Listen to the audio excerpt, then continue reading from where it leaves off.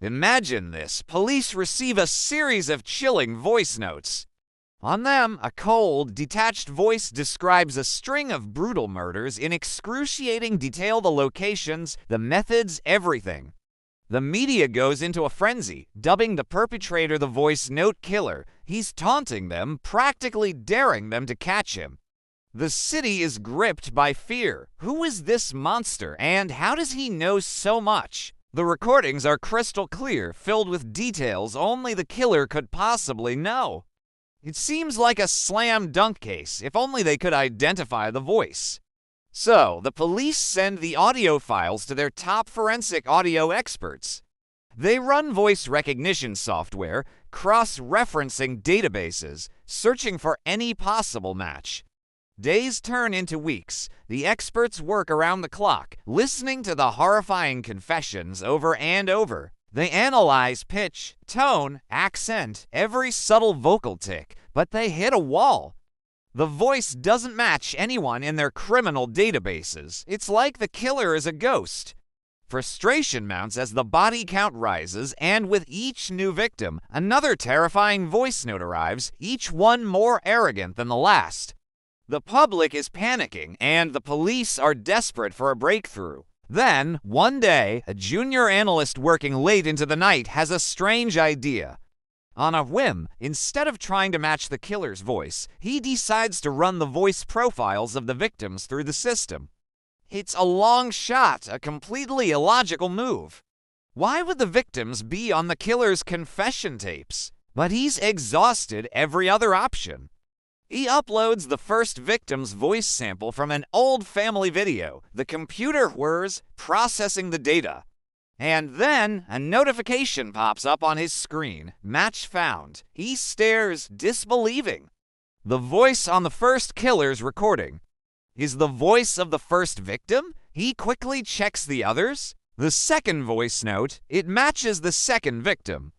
The third matches the third. Every single confession was recorded by the victims themselves. A cold dread washes over the entire investigative team. This changes everything. The timeline makes no sense.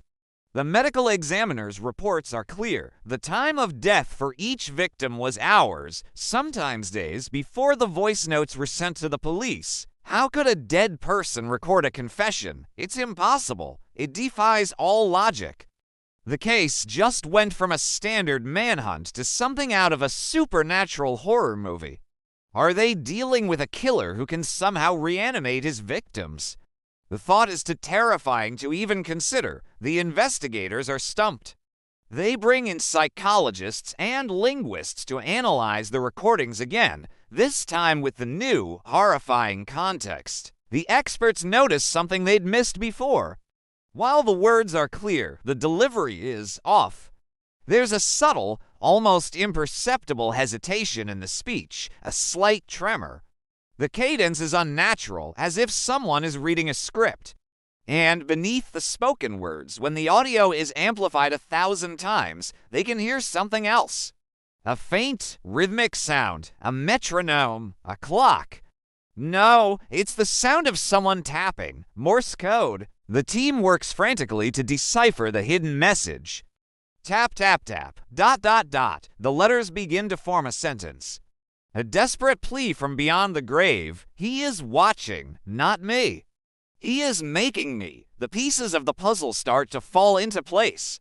The killer wasn't a ghost. He was a master manipulator, a puppeteer. He was forcing his victims, under duress, to read a pre-written script confessing to the murders of the next victim in the chain, creating a false trail of serial killers who then commit suicide.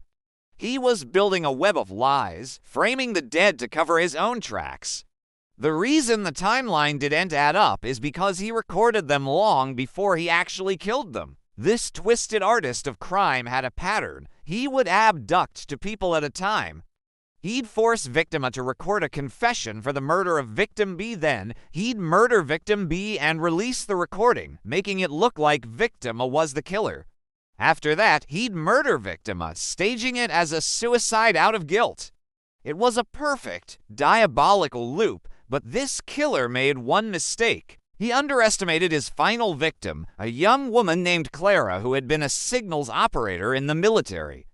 As she was forced to read the script that would frame her as a monster, she knew she wouldn't survive.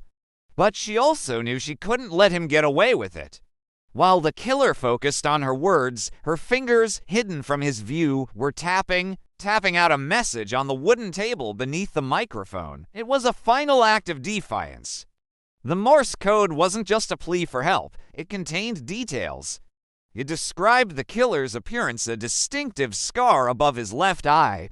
It mentioned the make and model of his van, a detail she must have noticed during her abduction, and most importantly, it gave a name she must have overheard him say on a phone call or seen on a piece of mail in the room where she was held captive.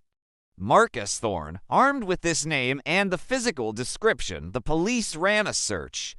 They found him, Marcus Thorne, a former sound engineer fired for unethical experiments with audio manipulation.